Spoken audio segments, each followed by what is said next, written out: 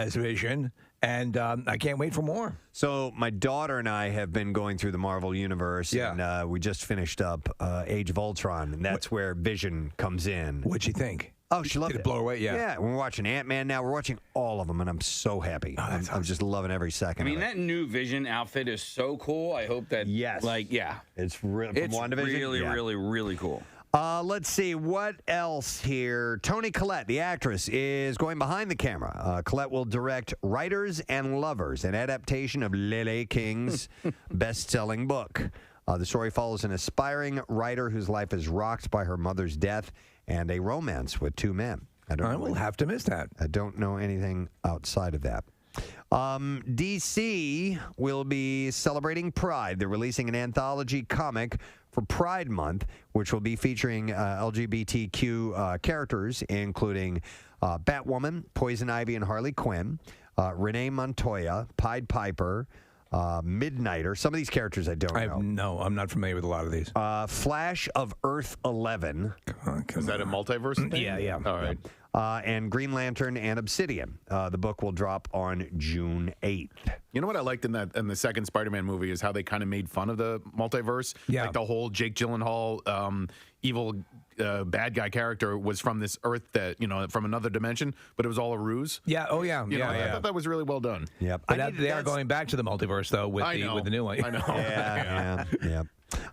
Let's see. MTV Movie and TV Awards are moving to a two-night event this year. Why? The standard ceremony will air May 16th from L.A., followed by the inaugural Movie and TV Awards Unscripted, a first-of-its-kind celebration of all things reality television. I laugh when they call reality television unscripted. Yeah. Like I was watching Hell's Kitchen last night, and obviously that's more a competition, a reality show.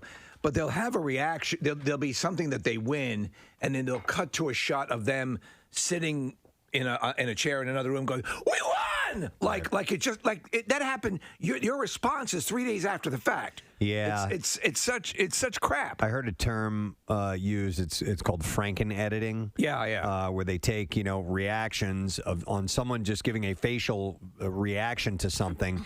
That isn't to what is actually happening. It's to something else that happened, yet they're making it appear as if they're reacting to somebody saying something right there.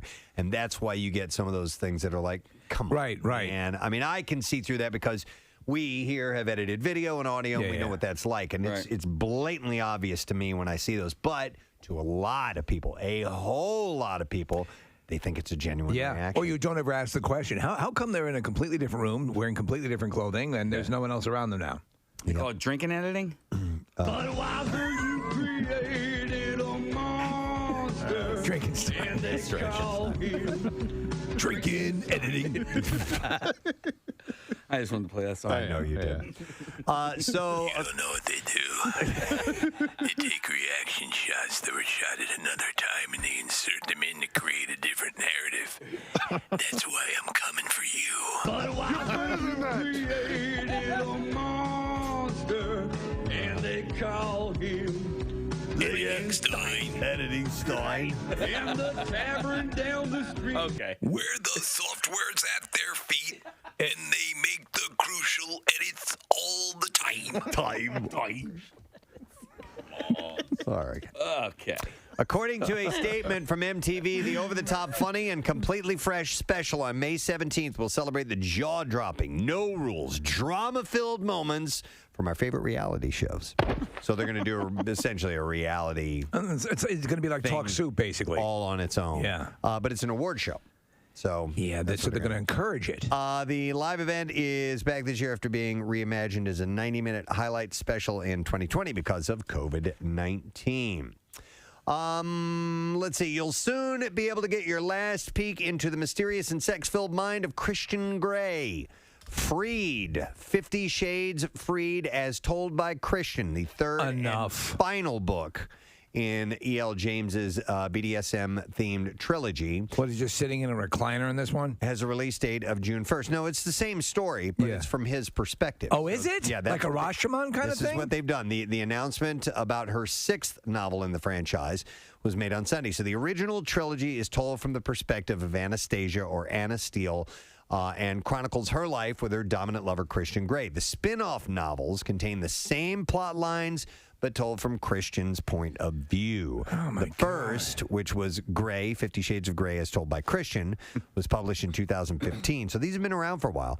And the second, Darker, 50 Shades Darker, as told by Christian in 2017.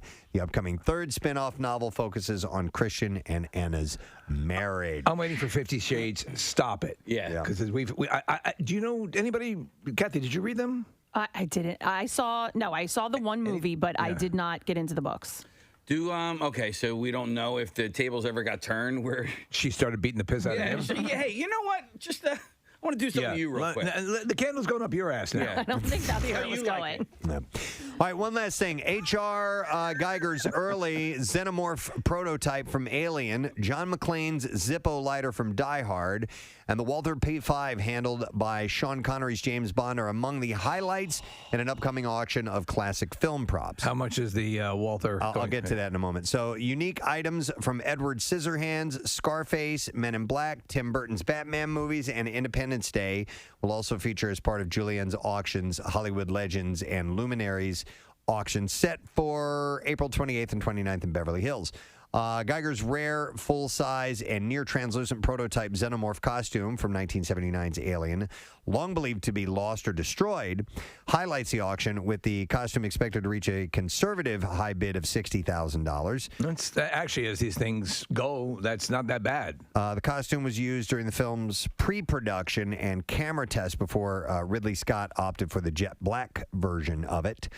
Other items include the tank top and necklace badge that Bruce Willis wore during Die Hard with a Vengeance. That's expected to go to $30,000, as well as McClane's Zippo from the original Die Hard, along with a letter from the film's prop master noting that it was the only lighter the character used during production. That's expected to fetch about $20,000.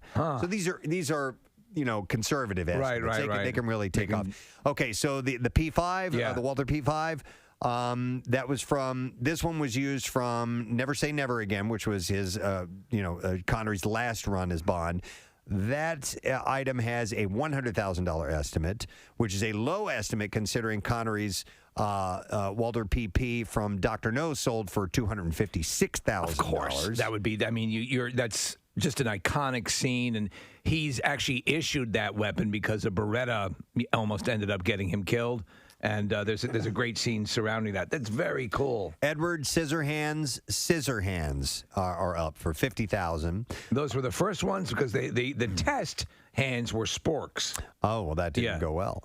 A pair of Air Jordan 2 sneakers worn by Bill Murray in Space Jam is expected to go for $7,000. This is pretty cool. A Scout Trooper costume from Return of the Jedi. That's pretty wild. $30,000 for that. These are estimates. A 3-piece pinstripe suit worn by Al Pacino's Tony Montana in Scarface, expected to go for about $80,000. And the one that I like most on this list, Brad Pitt's Nazi scalping knife from Inglourious Bastards. And the estimate on that is $7,000. It's a big Bowie knife. I love it. So do you know that in the movie Aliens, you see the hundreds of alien creatures just constantly storming and coming at them? There were maybe 3 or 4 costumes. Really? And it was just shot creatively to make you think there were just tons of them.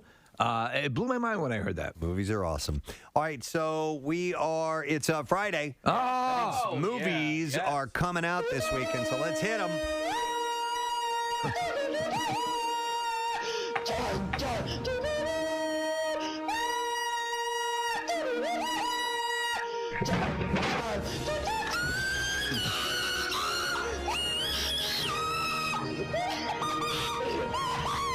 All right, so first movie we'll mention is Yes Day. It's comedy with Jennifer Garner, Edgar Ramirez, and Fortune Feimster. The plot is always feeling like they have to say no to their kids. Alice and Carlos decide to give their 3 kids a yes day during which the kids have 24 hours to make the rules. It is an hour and 27 minutes long, it's rated PG. It is streaming now. Rotten Tomatoes only gives it a 32% score.